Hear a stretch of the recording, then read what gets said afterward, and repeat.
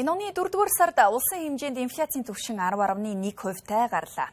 Энэ нь ойрхон орондын нөхцөл байдалтай холбоотойгоор түлш шатхууны үнийн нэмэгдэл бусад бараа бүтээгдэхүүн рүү шилжсэнээс үүдэлтэй гэж мэргэжилтнүүд үзэж байна. Цаашлаад ирэх намар хүртэл инфляцийн дарамт үргэлжлэх магадaltaй гэдгийг эдийн засагч онцолжээ. Үндэсний статистикийн хорооноос хэрэглээний бараа үйлчлэгээний үн энэ сард улсын хэмжээнд өмнөх оны мөн үеэс 10.1%-аар өмнөх сараас 2.8%-аар өссөн гэдгийг мэдээлсэн.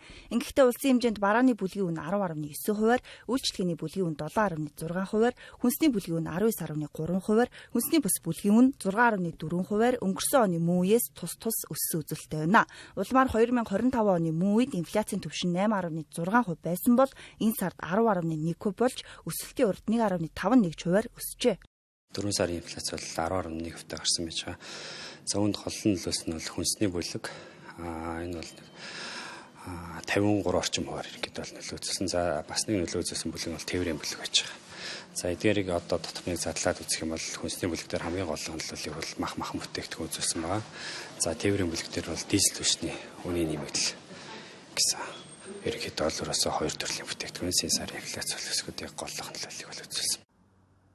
Улмаар дэлхийд дахин дүүсээд буй хурцдмал нөхцөл байдлаас хамааран түлш шатхууны үнийн нэмэгдэл бусад бараа бүтээгдэхүүнд нөлөөлж инфляцийн дарамт улам нэмэгдэж байна. Ингэхдээ нөхцөл байдал ирэх намар хүртэл үргэлжлэх магадaltaй бөгөөд дараа сард 1-2%-аар өсөх төсөөлөлттэй байгаа юм. Өөрөөр хэлбэл ойрхон орондын нөхцөл байдал хэрхэхээс хамаарч нийлүүлэлтээс үүдсэн инфляцийн түвшин эдийн засгийн шок хэр удаа үргэлжлэх нь тодорхойлох юм байна.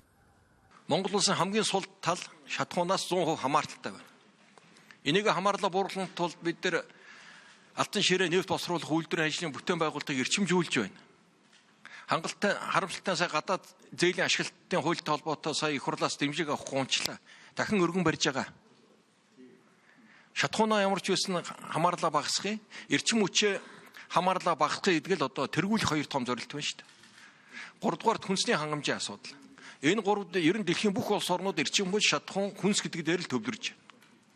Тэгэхээр хүнсний хангамжаа нэмэгдүүлэхийн тулд энэ атар газрыг нэмэх, ашиглах, энэ хэрэгжиж байгаа хөтөлбөрүүдийг эрчимжүүлэх, хаврын тариалтыг одоо өргөн хэмжээнд зохион байгуулах ажлуудыг л засаг зохион байгуулалт арга хэмжээ аваад явж байна. Гэхдээ яг 2 сард үүссэн одоо Иран, Америкийн нэгдсэн улсаас хамаарат одоо Оросын одоо энэ манай Монгол руу оруулж ирж байгаа шатхууны одоо нийлүүлэлт гэдэг ч юм уу, үн өссөн гэдэг ч юм уу тийм зүйлүүд бол маш хэмжээр бол сая 5 сард л ер нь бол орж ирж байна гэсэн үг. Одоо шатхууны компаниуд чинь шатхуунаа захичаад 30-60 хоног ер нь бол хүлээж авдаг. Тэгэхээр 2 сард ихсэн дайны үнийн нөлөө бол яг энэ сая 4 сард ер нь орж ирж байна гэж үзэж болохоор байгаа гэсэн үг.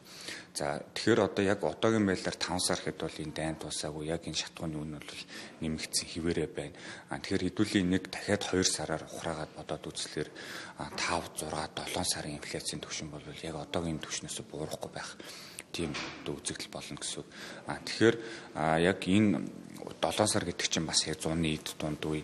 За компаниуд 8, 9 сард нэг өөрсдөө хийж байгаа ажлуудыг дуусгах хэрэгтэй болчихно. Тэгэхээр 8 сар, 9 сард бол яг инфляцийн хүртэл буурахгүй байх ёстой болчихж байгаа гэсэн үг.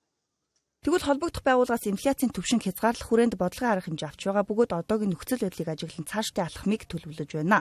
Хэрэв инфляцийн дарамт улам нэмэгдсээр байвал иргэдийн амжиргаанд шууд нөлөөлж, нийт ялангуяа дундаж давхраг огцом хумигдах эрсдэлтэй төдийгүй улсын хэмжээнд эдийн засгийн хүндхэн нөхцөл байдалтай тулгарна, иймд газрын засгийн бүтээгдэхүүн нийлүүлэлтийн 2 дахь чих үүсвэрийг бий болгох, газар тариалангийн салбарт учирч болцсогүй эрсдлээс урьдчилан сэргийлэх шаардлагатай гэдгийг мэргэжилтнүүд онцоллоо.